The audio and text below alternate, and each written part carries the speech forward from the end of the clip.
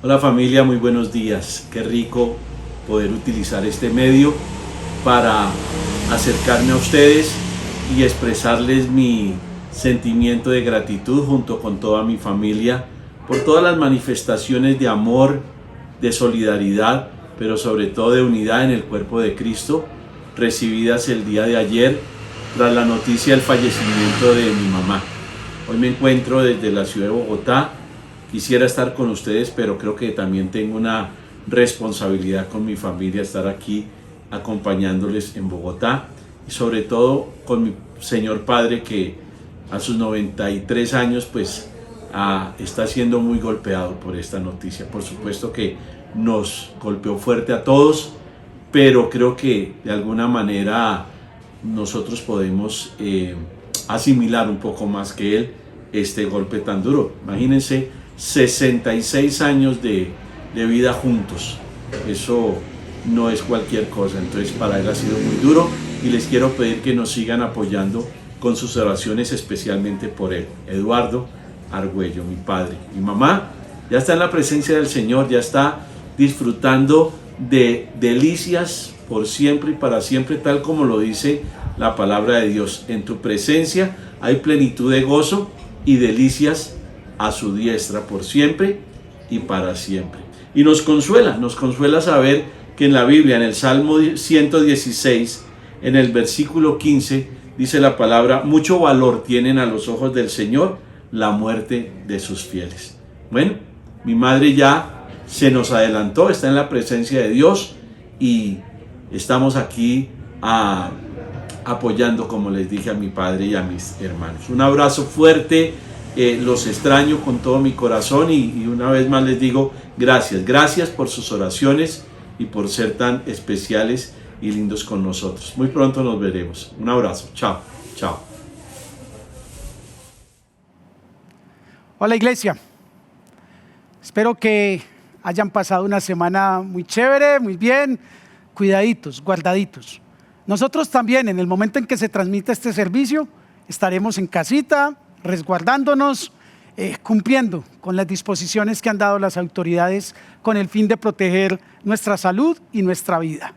Este servicio fue grabado con anterioridad en un horario, lógicamente, en que era permisible.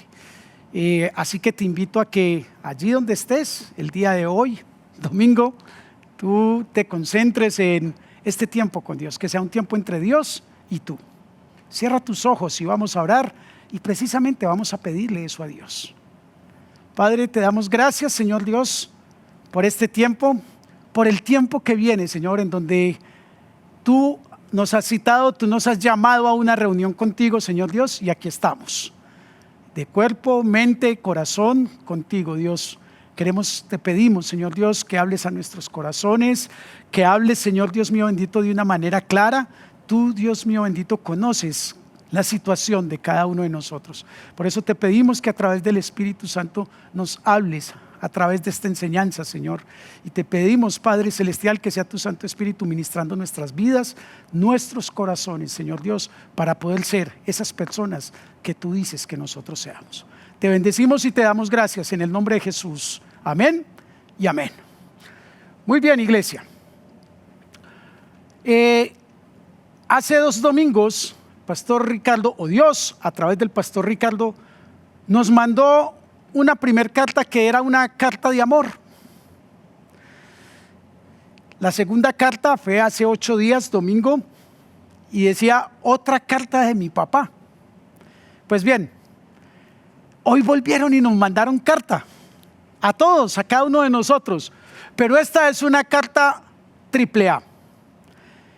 Y espero que en el transcurso de la enseñanza entendemos por qué es una carta AAA enviada por papá. Te voy a pedir el favor que busques en tu Biblia el libro de Apocalipsis y te ubiques en el capítulo número 2. A través del apóstol Juan, Jesucristo se ha identificado con él y le ha dado la instrucción de que escriba a las 7 iglesias. Pues bien, hoy vamos a leer el mensaje que Jesús le manda a la iglesia de Esmirna. Se encuentra en Apocalipsis capítulo 2, versos 8 al 11. dice Apocalipsis 2, 8 al 11. Escribe al ángel de la iglesia de Esmirna. Esto dice el primero y el último, el que murió y volvió a vivir. Conozco tus sufrimientos y tu pobreza, sin embargo eres rico. Sé cómo te calumnian los que dicen ser judíos, pero que en realidad no son más que una sinagoga de Satanás. No tengas miedo de lo que estás por sufrir. Te advierto que a algunos de ustedes el diablo los meterá en la cárcel para ponerlos a prueba y sufrirán persecución durante 10 días. Sé fiel hasta la muerte y yo te daré la corona de vida. El que tenga oídos, que oiga lo que el Espíritu dice a las iglesias. El que salga vencedor no sufrirá daño alguno de la segunda muerte. La verdad, este no es un mensaje como muy halagador, ¿no? Uno puede imaginarse la situación de esta iglesia por lo que dice este pasaje nomás. No necesitaríamos ir más profundo como para saber cuál era la situación de esa iglesia, ¿cierto? Era una iglesia que estaba pasando por dificultades, que que era perseguida, que la calumniaban, que era una iglesia materialmente pobre y que por causa de esa persecución tenía sufrimientos. Y la verdad que aparentemente esta no era una iglesia como, ay, qué chévere ser de esa iglesia, yo quiero ir. Cierto que no, pero a los ojos de Dios dice, sin embargo, eres rico. Una cosa es lo que Dios dice de la iglesia y otra cosa la que los hombres o las personas pueden decir acerca de la iglesia. Sin embargo, y debido a que padecían sufrimientos, persecución, calumnias, pobreza, por unas razones evidentemente de fe, por profesar su fe en Jesucristo en esta ciudad, esta iglesia había sido discriminada, sus integrantes habían sido separados de sus trabajos, de alguna manera les habían bloqueado su manera de ganar un sustento o su manera de obtener su comida, de obtener dinero o bienes para poder subsistir y ayudar a otros. Era una iglesia de la cual hablaban mal, pero eran acusaciones falsas. Y de verdad que es una iglesia perseguida por su fe. Y que tuvo esas consecuencias, había dolor, había sufrimiento, no solamente físico, también psicológico, emocional, hasta dolor espiritual, porque ¿sabes quiénes eran los que principalmente los perseguían? Los mismos judíos. Era una iglesia que tenía unas carencias materiales tremendas. El término que se utiliza allí para pobreza es casi decir indigencia, o sea, era una necesidad material tremenda la que tenía esta iglesia. Y en medio de todas esas cosas el mensaje dice, las cosas se van a poner peor.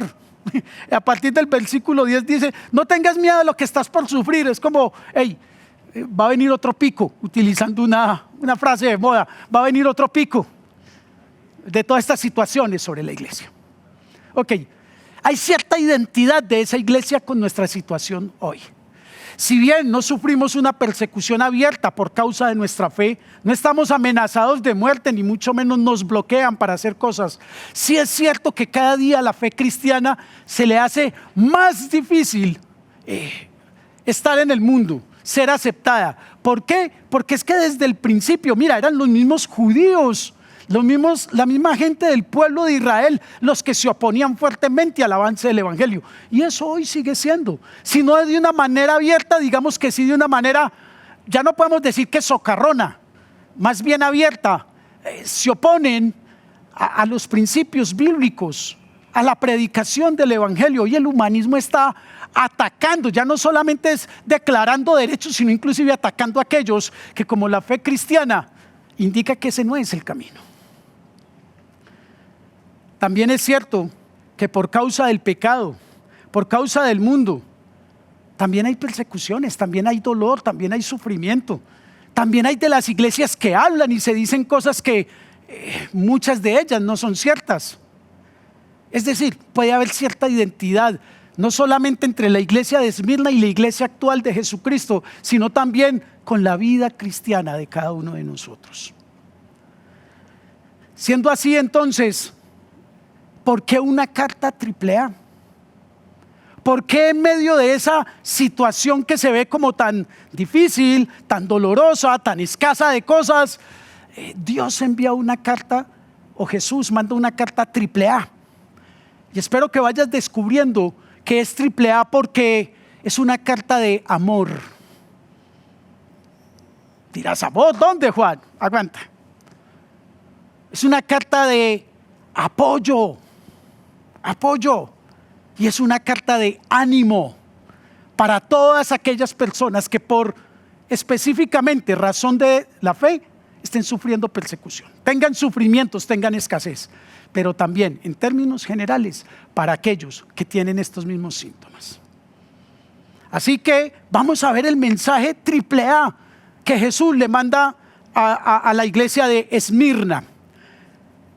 Primer punto: ¿cómo se presenta Jesucristo ante esta iglesia? Y vamos a leer el versículo número 8. Dice: escribe al ángel de la iglesia de Esmirna.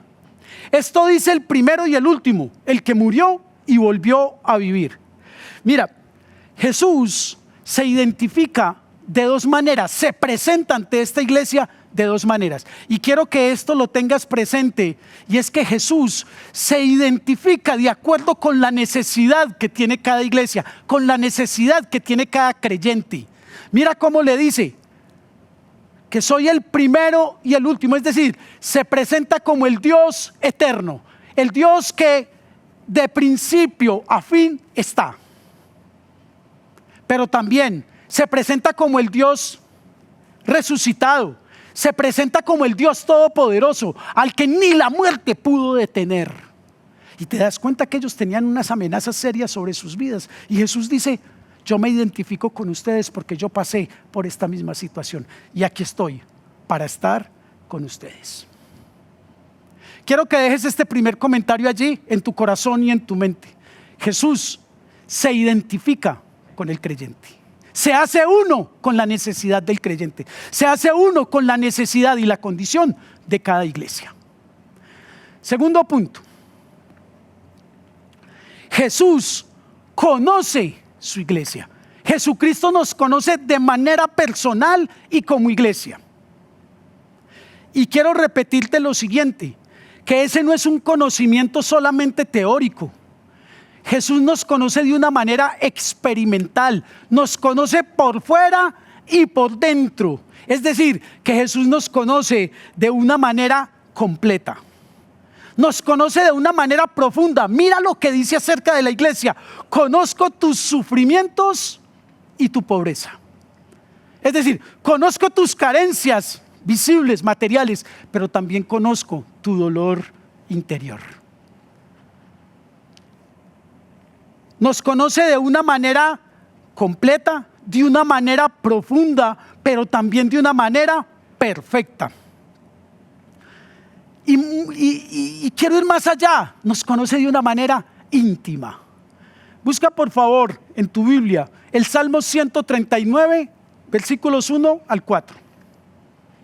Dice: Señor, tú me examinas, tú me conoces, sabes cuándo me siento y cuándo me levanto. Aún en la distancia me lees el pensamiento. Mira la descripción que está haciendo el salmista de Dios. Lo conoce, dice: me examinas, me conoces, sabes lo que hago, cuándo me siento, cuándo me levanto, inclusive en la distancia, conoces mis pensamientos. Verso 3: mis trajines y descansos los conoces, es decir, todas las dificultades, pero también mis épocas de paz, de tranquilidad.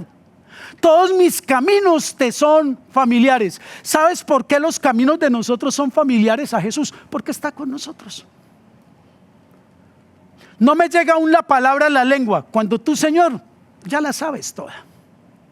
Entonces, en segundo lugar, quiero que dejes esto en tu corazón. Jesucristo te conoce de una manera completa, perfecta, profunda e íntima. Y hay veces que nos da miedo que nos conozcan. Ay, ¿será porque tenemos algo que esconder? ¿Será porque no queremos que sepa esto? Pero si Jesús lo sabe todo, ¿cuál es el ánimo de que nos dé miedo? Al contrario, Me encanta, y lo he repetido, en el ayuno lo dije, me encanta que Jesús me conozca, porque sé que ese conocimiento es para mi bien. Porque Jesús puede detectar no solamente algunas fallas que haya en mi relación con Él, sino que también conoce mi dolor, mi sufrimiento. ¿Y quién más que Él para resolverlo, para consolarme? ¿Quién más que Él? ¿Quién más para saber de mis necesidades, de mis debilidades? Él, que es todopoderoso y tiene todos los recursos. Gracias, Jesús, por conocerlo. Mira lo que dice el Salmo 139, versículos 5 y 6. Dice: tu protección me envuelve por completo. ¿Te das cuenta ese conocimiento que tenía Dios acerca del salmista? ¿Cómo el salmista lo entiende? Dice: tú me conoces de una manera completa, tú me conoces íntima, profundamente. Lo que pienso antes de que hable ya sabes cuándo me siento, por dónde voy. En fin, todo eso lo conoces, Dios. Y sabes, tu protección. Dice allí: tu protección me envuelve por completo. Me cubres con la palma de tu mano. ¿Sabes qué dice una de las tradiciones? Colocas tu mano de bendición sobre mí. Wow. Mira lo que dice: el conocimiento tan maravilloso rebosa mi comprensión. Tan sublime es que no puedo entenderlo. Este hombre estaba feliz de que Dios lo conociera de esa manera. Y creo que tiene que ser la actitud de nosotros. Ahora, tercer pensamiento que quiero que des allí: Jesús me conoce para bien mío. Jesús me conoce para bien mío. Tercer punto de esta enseñanza: ¿cuáles eran las situaciones por las que estaba pasando la iglesia? Debo hacer dos aclaraciones antes de entrar en ellas. Esta iglesia de manera particular estaba sufriendo todas estas cosas por causa de su fe, por causa de profesar, practicar la fe cristiana, por confesar a Cristo y vivir una vida según lo que Cristo les había dicho. Esa es la razón. Pero las consecuencias pueden venir de diversas maneras. Ahora, segunda aclaración: hay consecuencias que vienen por nuestras malas decisiones, por nuestra desobediencia. Este no era el caso de esta iglesia. De hecho, a esta iglesia no hay ningún reclamo, no hay ninguna advertencia que les hace Jesucristo. Entonces tenemos que diferenciar esas dos cosas. Una es las consecuencias que vienen como opresión, como persecución del mundo a causa de profesar, de mantenerme, de vivir una vida cristiana. Y otra cosa son las consecuencias del pecado y la desobediencia. Muy bien, versículos 9 y 10, parte B. Vamos a ver cuáles eran las situaciones por las que estaba pasando la iglesia. Versículo 9 comienza diciendo: conozco tus sufrimientos. Wow. Sufrimiento. Según la definición que pude encontrar en el diccionario, dice que sufrimiento es un dolor físico, emocional o incluso espiritual. Es un dolor continuo, profundo, que lleva a las personas a sentirse angustiadas, deprimidas, decepcionadas. Y ese dolor muchas veces lo causa la frustración, la impotencia. Y en este caso, como lo dice la palabra, era la opresión y la persecución por ser cristianos. Y te quiero decir lo siguiente: el sufrimiento es inevitable. Es inevitable. El mismo Jesús dijo: en este mundo tendrán aflicciones. Entonces, si alguien te vendió la idea de que ser cristiano es Disneylandia, pues no, te mintieron. Tampoco es la guerra total. Estamos en un mundo en donde van a pasar cosas y nos van a pasar cosas, sí. Nos van a pasar cosas chéveres y cosas no tan chéveres, sí, sí. La diferencia es que Dios está con nosotros, que Dios conoce nuestra situación. Esa es la gran diferencia. ¿Qué beneficios trae el sufrimiento? Algunos dirán: no estoy haciendo ninguna oda al masoquismo ni nada de eso, me encanta sufrir y tampoco es pare de sufrir. No, es como viene la vida, es como es la vida. ¿Qué beneficios tiene el sufrimiento. Y el primero de ellos es que trae una verdadera esperanza. Acompáñame por favor al libro de Romanos y vamos a leer desde el verso 3 hasta el verso 5. Romanos, versos 3 al 5. Viene diciendo que por medio de Cristo y la fe nosotros tenemos acceso a la gracia de Dios. Verso 3 dice: y no solo en esto, sino también en nuestros sufrimientos. Escucha esto: porque el sufrimiento produce perseverancia. La perseverancia, entereza de carácter. La entereza de carácter, esperanza. Y esta esperanza no nos defrauda, porque Dios ha derramado su amor en nuestro corazón por el Espíritu Santo que nos ha dado. Empiezas a ver la primer A de esas triple A. Dice que en medio del sufrimiento Dios derrama su amor en nosotros. Y mira ese proceso, cuando vivimos o cuando pasamos por esa época de sufrimiento, pero de la mano de Dios, entonces dice que eso produce en nosotros perseverancia. Hay que salir adelante. Hay una frase que se la escuché al pastor Ricardo y me encantó, dice: al final todo estará bien. Si hoy las cosas no están bien, entonces es porque todavía no es el final. Y quiero que te quedes con eso. Hay épocas difíciles, de dolor intenso, sí. Pero mira, con fe, persiste, persevera, es lo que nos dice la palabra. Y eso va a formar nuestro carácter, nos dará crecimiento espiritual y nos dará una nueva esperanza, una renovación, una verdadera esperanza en Dios. Y dice que Dios ha derramado su amor a través de su Espíritu Santo en nosotros. ¿Para qué? Para que ese amor aplique, funcione en nuestra vida en esos momentos de sufrimiento. Además, ¿sabes qué? En el sufrimiento conocemos el consuelo.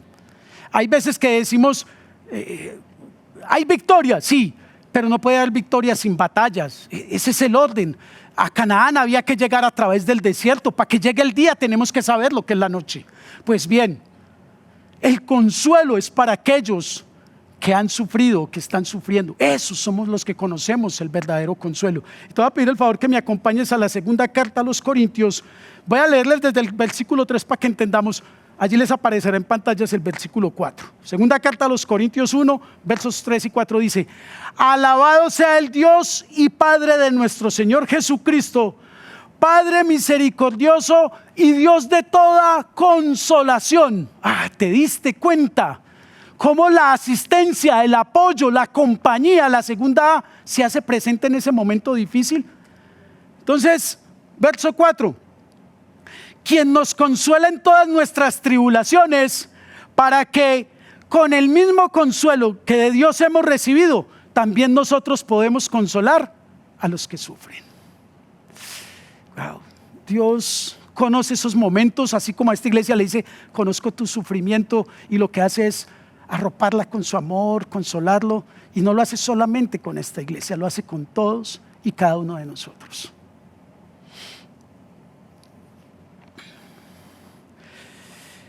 Lo cierto es que el sufrimiento también tiene un beneficio, y es que revela lo que hay en el corazón, lo que realmente es importante para nosotros.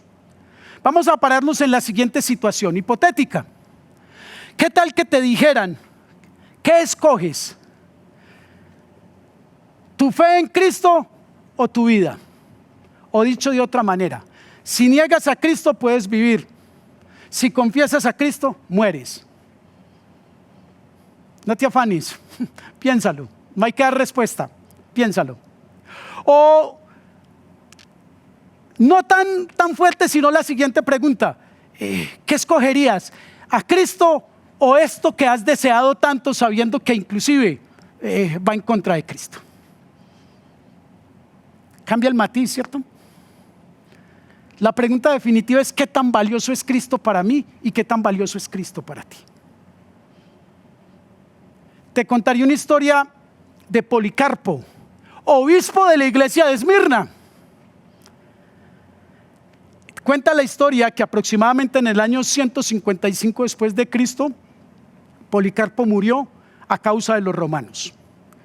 ¿Cómo sucedió esto?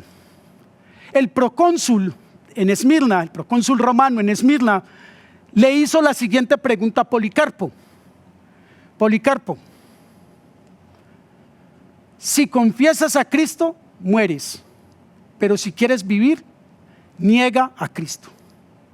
Y la respuesta de Policarpo fue la siguiente: he servido a Cristo por 86 años y nunca me ha hecho nada malo. ¿Cómo puedo blasfemar a mi Señor y Salvador? Dios. En ese momento aparecieron unos carteles que invitaban a las exequias de Policarpo. Acto seguido, los romanos asesinaron a Policarpo. ¡Wow!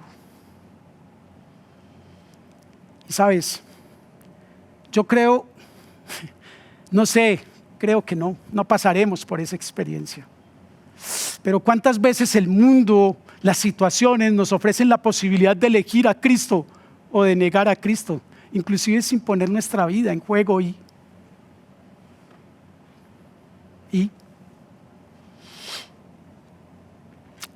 segunda situación por la que estaba pasando la iglesia: la pobreza. Dice el pasaje que estamos leyendo en el verso 9: conozco tus sufrimientos y tu pobreza.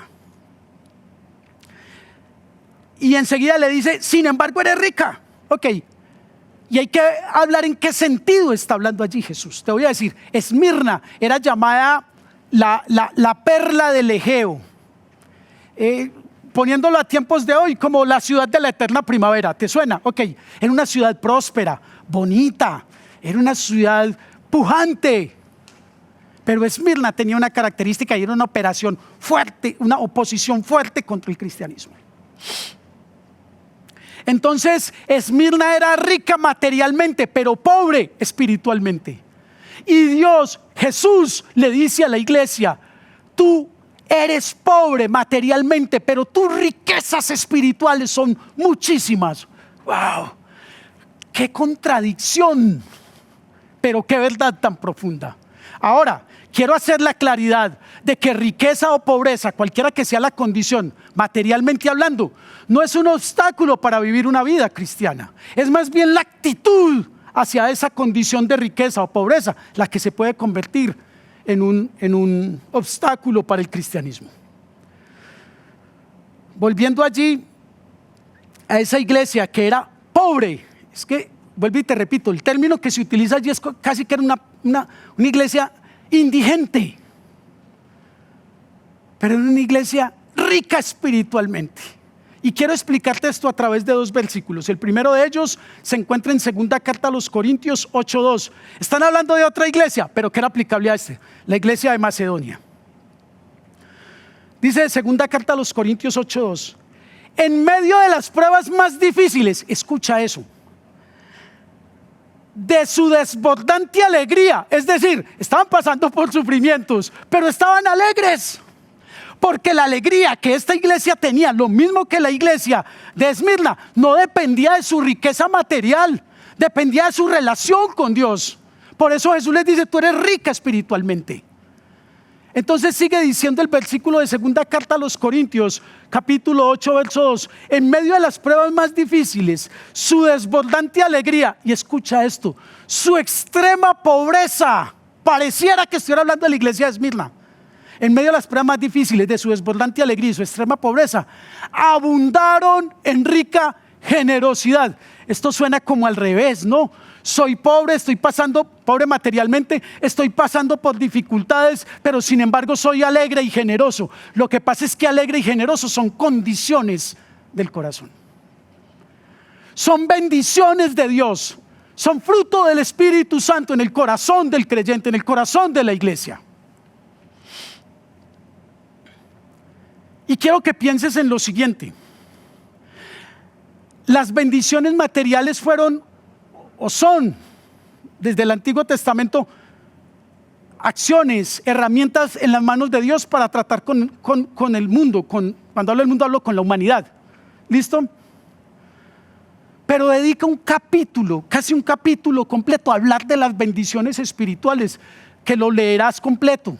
Pero te quiero leer en Efesios capítulo 1, el versículo 3, para que veamos qué tan ricos somos. Y sabes, es una riqueza que nadie nos puede quitar, pero que yo puedo opacar, porque teniendo la riqueza tal vez no la ejerza. Efesios capítulo 1, verso 3 dice: alabado sea Dios, Padre de nuestro Señor Jesucristo, que nos ha bendecido en las regiones celestiales con toda bendición espiritual en Cristo Jesús. Gracias Dios. Sabes que esas bendiciones las dieron inclusive antes de que tú vinieras aquí a la tierra, en que yo viniera aquí a la tierra. Sabes que por eso esas bendiciones que fueron dadas en los lugares celestiales no las puedo perder. De hecho, vine con todo el kit, con todas las bendiciones, porque dice allí: nos ha bendecido en las regiones celestiales con toda bendición espiritual, pero con una condición: en Cristo. Wow. Y te reto a que leas del versículo 4 al versículo 14 y nos demos cuenta la riqueza espiritual que hay allí, porque Dios derramó sobre nuestra vida a través de Cristo Jesús todas las bendiciones espirituales. Increíble. A veces nos perdemos, nos desenfocamos porque pensamos que ser ricos es, no sé, dinero, posesiones. No, habla de otras cosas. Las verdaderas riquezas espirituales, las verdaderas riquezas son espirituales. Jesús mismo lo dijo: no acumulen tesoros en la tierra donde el óxido y los ladrones los malgastan, háganlos en el cielo. Tercera situación por la que pasaba la iglesia: las calumnias. ¿Qué es una calumnia? Es una acusación falsa, hecha maliciosamente con el fin de hacer daño. Y te voy a pedir el favor que me acompañes a la primera carta de Pedro, capítulo 3, versos 13 al 17. Dice: y a ustedes, ¿quién les va a hacer daño si se esfuerzan por hacer el bien? Dichosos si sufren por causa de la justicia. Otra vez, feliz en medio del sufrimiento. Claro, es que el motivo del sufrimiento es ser justo, hacer lo bueno. No teman lo que ellos temen, ni se dejen asustar. Más bien, escucha esto: honren en su corazón a Cristo como Señor. Estén siempre preparados para responder a todo el que les pida razón de la esperanza que hay en ustedes, pero háganlo con gentileza y respeto, manteniendo la conciencia limpia. Para los que hablan mal de la buena conducta de ustedes en Cristo, se avergüencen de sus calumnias. Si es la voluntad de Dios, es preferible sufrir por hacer el bien que por hacer el mal. Entonces, con respecto a las acusaciones, también es una frase que le escuché al pastor Ricardo, dice: los cargos no son graves si no son ciertos. Es calumnia, tranquilo. Es verdad, ok. Preocúpate y ocúpate por resolver esa situación. Cuarto aspecto por el que estaba pasando esta iglesia: las pruebas, persecución y acoso. Dice a partir del versículo número 10, dice: no tengas miedo de lo que estás por sufrir. Te advierto que alguno de ustedes, el diablo, los meterá en la cárcel para ponerlos a prueba, y sufrirán persecución durante 10 días. Entonces, esas pruebas también son necesarias para refinar nuestra fe, para experimentar la presencia de Dios en medio de la prueba. Cuando Santiago dice: considérense muy dichosos si están pasando por la prueba, pues no es por la prueba y la dificultad en sí, sino por la presencia de Dios. Otra vez aparece la A de ánimo, de acompañamiento, de apoyo. Y quiero que leamos primera carta de Pedro, capítulo 1, versos 5 al 7. Lo leeré de un poquitico antes para leer. Dice: tal herencia está reservada en el cielo para ustedes, a quienes el poder de Dios protege mediante la fe, hasta que llegue la salvación que se ha de revelar en los últimos tiempos. Esto es para ustedes motivo de gran alegría, a pesar de que hasta ahora han tenido que sufrir diversas pruebas por un tiempo. Es más o menos lo que dice allí: por 10 días, por un tiempo. No exactamente 10 días, no. Era como una manera de decir por un tiempo. Verso 7, el oro, aunque perecedero, se acrisola al fuego. Así también la fe de ustedes, que vale mucho más que el oro, al ser acrisolada por las pruebas, demostrará que es digna de aprobación, gloria y honor cuando Jesucristo se revele. ¿Te das cuenta el ánimo, la presencia de Dios en medio de estas pruebas? Recuerdo que por allá en Deuteronomio, en el capítulo 8, cuando Dios le está hablando al pueblo de Israel a través de Moisés, le dice: te llevé por el desierto, te puse a prueba, te alimenté, te protegí, te conduje. Dios era el que estaba guiándolos por esos momentos de dificultad. Dios estaba allí con ellos. La nube, la columna de fuego, la roca, estaba siempre con ellos. Así, mis queridos, que las persecuciones, las pruebas, son necesarias para refinar nuestra fe y para que experimentemos la presencia de Dios en esos momentos. Y quiero resumir entonces esto de la siguiente manera: Jesús nos conoce, y ese conocimiento sabe cuáles son las pruebas que debemos pasar para trabajar en nuestro carácter, pero también sabe cuáles son las pruebas que debemos pasar para que las soportemos. Ni siquiera el diablo, que le tenemos tanto miedo, define las pruebas para nosotros. ¿Recuerdas que Jesús le dice a Pedro: Satanás ha pedido zarandearte, pero yo he orado por ti para que tu fe no falle? Job también, cuando va a pedir, el diablo le dice, Dios le da límites. Primero le dice: listo, pero métete con él, pero no lo toques. Después dice: tócalo, pero respétale la vida. Y así fue. Es decir, Dios fija el límite de nuestras pruebas. Muy bien. Cuarto punto, y hasta aquí las cosas siguen siendo como difíciles, pero recuerda, Jesús nos conoce, Jesús está con nosotros. Jesús, ese conocimiento es un conocimiento de amor y es para bien de nosotros. Cuarto punto, el doble llamado que le hace Jesús a la iglesia de Esmirna, que nos hace a nosotros a través de esta iglesia. Verso 10, parte final, dice: verso 10, no tengas miedo de lo que estás por sufrir. Y al final del verso 10 dice: sé fiel hasta la muerte. Entonces allá hay un doble llamado, y el primero de ellos es a no temer. A veces creemos que el valor es el antónimo de temor, o el remedio para el temor. Y resulta que bíblicamente el temor se combate es con la fe. ¿Te sonó raro eso? ¿No? ¿Recuerda la historia de cuando están en la tormenta, que Jesús se encuentra dormido y todos empiezan a gritar y van y lo despiertan y le dicen: maestro, no te preocupa que nos ahoguemos? Y Jesús se levanta, calma la tormenta y les dice: ¿por qué tienen tanto miedo? ¿Acaso es que no tienen fe? Es tremendo eso, ¿no? Nosotros, en medio del temor, corremos en muchas direcciones, pero el llamado que Dios nos hace es a que tengamos fe. Y es lo mismo que le dice a esta iglesia: no tengas miedo de lo que estás por sufrir. Dice lo que les va a pasar, pero al finalmente les dice: confíen, perseveren. Acompáñame por favor a Deuteronomio capítulo 31, verso 8.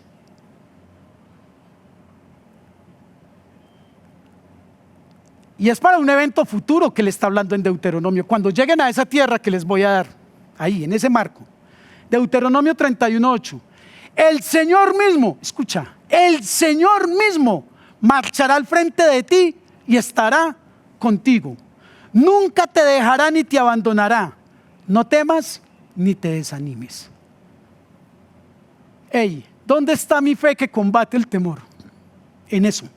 En que es el Señor mismo el que marcha al frente de mí. En que es el Señor el que está conmigo. Que Él nunca me dejará ni nunca me abandonará, independiente de la situación difícil que haya por delante. Una cosa es estar en la situación difícil y estar solo. Susto, depender de mí, susto. Hey, pero cuando miro y el Dios Todopoderoso es quien está conmigo, wow. Eso es otra cosa. Dios, guarda esto en tu corazón, Dios está al control de todo, pero también Dios está en nosotros, con nosotros y por nosotros. Esa es la fe que tengo, esa es la fe que debemos tener ante las situaciones difíciles. El siguiente o la segunda parte, les dije que era un doble llamado, era a ser fieles. A ver, el llamado que nos hace Jesús y le hace Jesús a la iglesia de Esmirna es a que mantengan ese compromiso con Él. Nosotros la fidelidad la demostramos manteniendo nuestros compromisos, no una obligación, sino una decisión de mantener el compromiso. Y ser fieles no solamente hasta en el momento de morir, sino en la vida, en el día a día. Hicimos toda una serie con un pasaje que decía: el Señor recorre con su mirada toda la tierra, buscando a quien le sea fiel para ayudarlo. Entonces podemos ir sacando unas conclusiones, y es que a quienes le son fieles, Dios los ayuda. ¿Cuándo? Cuando lo necesitemos. Pero quiero que leamos el Salmo 34, versos 17 y 19. Dice: los justos claman y el Señor los oye. Los fieles, los justos, claman y el Señor los oye. Los libra de todas sus angustias. El Señor está cerca de los quebrantados de corazón y salva a los de espíritu abatido. Podríamos resumirlo en los que sufren por causa de Él. Verso 19. Muchas son las angustias del justo, pero el Señor lo librará de todas ellas. Es decir, que podemos completar la frase, y es que a quienes le son fieles a Dios, Dios los ayuda, los protege y los libra en los momentos de angustia. Muy bien, hay una promesa, y esa promesa es que Jesucristo mismo es quien entregará la corona de vida. Final del verso 10 dice: sé fiel hasta la muerte y yo te daré la corona de vida. Y aquí quiero que entendamos que esta promesa va mucho más allá de lo que nosotros creemos. Y quiero que entendamos lo siguiente. Primero, Jesús se identifica, es decir, se hace uno con nosotros, nos conoce, nos anima a que perseveremos en todas las cosas, porque Él conoce la recompensa. De hecho, hace pocos días, a través del pastor Ricardo, una enseñanza que se llama "Qué espectacular sumo sacerdote tengo", nos mostró cómo Dios puede hacerse uno con nosotros, porque su vida también pasó por sufrimientos, pasó por pruebas, pasó por tribulaciones, por persecuciones. No debo repetir estas cosas, porque si quieres volverlas a escuchar, pues léelas allá. Entonces, Jesús conoce nuestros sufrimientos porque Él los vivió. Conoce la persecución porque Él la vivió. Conoce el dolor porque Él la vivió. De hecho, nosotros podemos acceder a una corona simplemente porque Él cargó en su muerte una corona de espinas. Él puede hacerse uno con nosotros, identificarnos, porque nos conoce y conoce cada una de esas situaciones. Así que esta promesa de que Él nos entregará la corona de vida abarca la vida abundante aquí en la tierra. Y abundante no es platudos, no es propietarios de cosas, no necesariamente. Habla más bien de una prosperidad que abarca todas las tres dimensiones: lo físico, lo emocional y lo espiritual. Pero también habla de la vida eterna. Es decir, esta carta, como les repito, es de triple A. Qué amor el de Dios al saber que pasando por sufrimientos se compadece de nosotros. Está presente, ese es el apoyo, el acompañamiento, pero también nos anima a que perseveremos. Eso es una carta triple A. Esa es una acción triple A lo máximo de parte de Dios hacia nosotros. Como conclusión, quiero que busques la carta de Pablo a los Romanos en el capítulo 8 y vamos a leer los versículos 35 al 39. Y dice de esta manera: ¿quién nos apartará del amor de Cristo? Se pregunta el apóstol eso como, a ver, ¿quién nos apartará del amor de Cristo? ¿La tribulación o la angustia? ¿La persecución, el hambre, la indigencia, el peligro o la violencia? Pareciera que esta carta fuera dirigida a Esmirna. Lógico, Apocalipsis fue escrito tiempo después de esta carta, pero parece como hablando de la misma situación, ¿sabes? Porque era la misma situación de los cristianos en Roma, era la misma situación de los cristianos en Esmirna, y es la misma situación de nosotros los creyentes el día de hoy, por diferentes razones, pero estamos de pronto ahí, en ese sitio. Así está escrito: por tu causa nos llevan a la muerte, nos tratan como ovejas para el matadero. Verso 37. Sin embargo, en todo esto somos más que vencedores por medio de aquel que nos amó. Pues estoy convencido de que ni la muerte ni la vida, ni los ángeles ni los demonios, ni lo presente ni lo porvenir, ni los poderes, ni lo alto ni lo profundo, ni cosa alguna en toda la creación podrá apartarnos del amor que Dios nos ha manifestado en Cristo Jesús nuestro Señor. Wow. Hey, allí donde estás, yo, Juan Carlos, no conozco tu situación. De hecho, tal vez no te conozco ni siquiera físicamente. De hecho, ni lo que podríamos hablar entre personas, conocerte, mucho menos de una manera profunda o perfecta. Eso solo lo puede hacer Jesús. Y Jesús, que te conoce, que te ama, te acompaña en estos momentos, te anima a que perseveres. Nadie quiere dificultades, pero que cuando estas aparezcan, la felicidad, el gozo, la dicha es en que Jesús está con nosotros. Cierra tus ojos allí donde tú te encuentras y quiero que oremos juntos. Y que en este tiempo, que ha sido un tiempo de dolor, de dificultades, de obstáculos, también de alegrías y de cosas, pongas todo esto delante de Dios y que puedas decirle: Dios, gracias por conocerme. Gracias por conocerme desde lo más profundo, desde mi interior. Gracias por ese conocimiento amoroso que tienes de mí. Gracias, Señor, porque tú conoces mis necesidades. Conoces mi dolor, mi sufrimiento. Incluso, Jesús, tú conoces las causas por lo que ha pasado. Conoces mi dolor físico o mi dolor emocional, o tal vez el dolor espiritual de ver tantas cosas, el dolor espiritual de fallarte. Tú lo conoces todo, Jesús. Y hoy agradezco de corazón que seas tú quien me conoce de una manera completa, perfecta y profunda, porque sé que es para mi bien.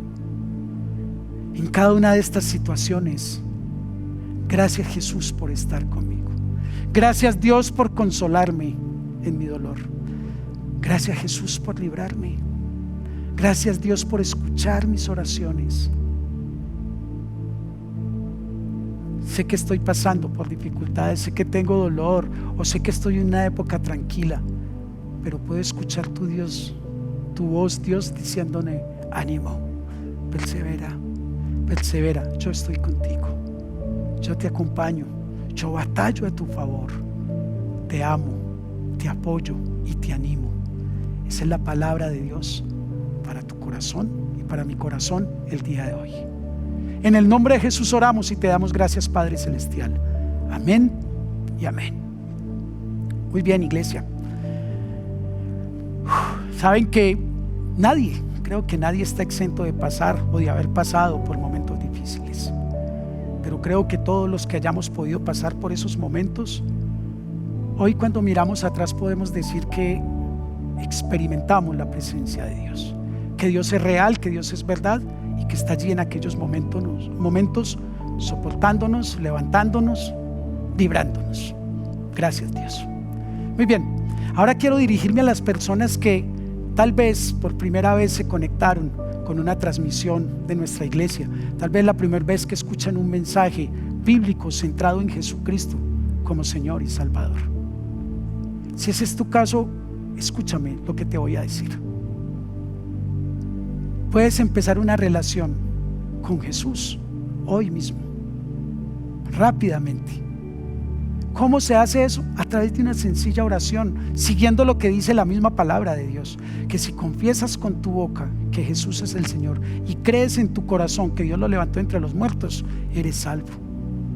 Dice también en el Evangelio de Juan que a los que lo recibieron y creyeron en Él se les dio el derecho de ser hijos de Dios. Esto no te garantiza que no vayas a pasar por dificultades. Lo que te garantiza es la presencia permanente y que Dios está luchando a tu favor. Te está sosteniendo, está contigo en cada momento, de dificultad o de alegría. Si quieres hacer esa oración conmigo, yo te voy a pedir el favor que cierres tus ojos, abras tu corazón y abras tu boca y digas conmigo: Señor Jesucristo,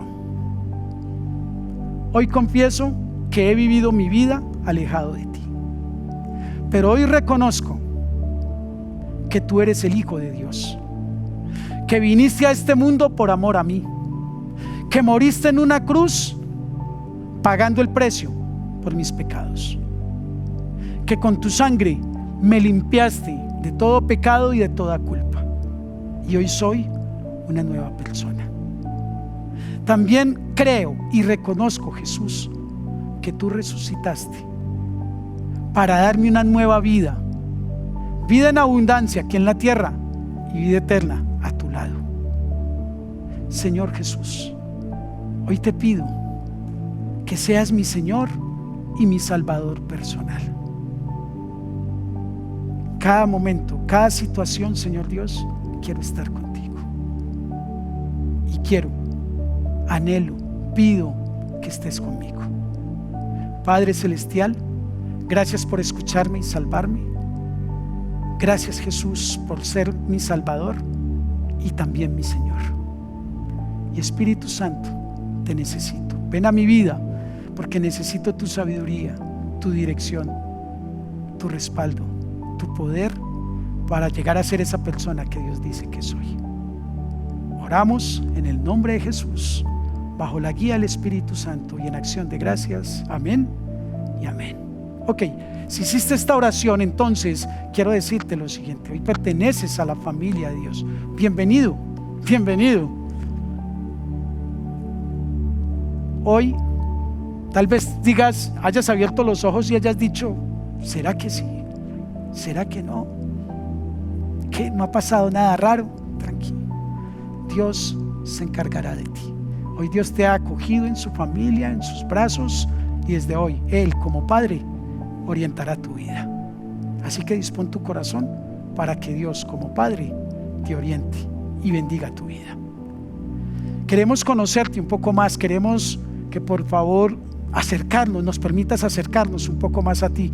Allí en la pantalla aparecerá un número de WhatsApp, un correo electrónico, en donde te pedimos el favor que nos dejes tus datos personales. A vuelta de correo o a vuelta de mensaje te estaremos mandando una información acerca de los primeros pasos en este nuevo estilo de vida, en esta nueva familia en donde Dios es el Señor.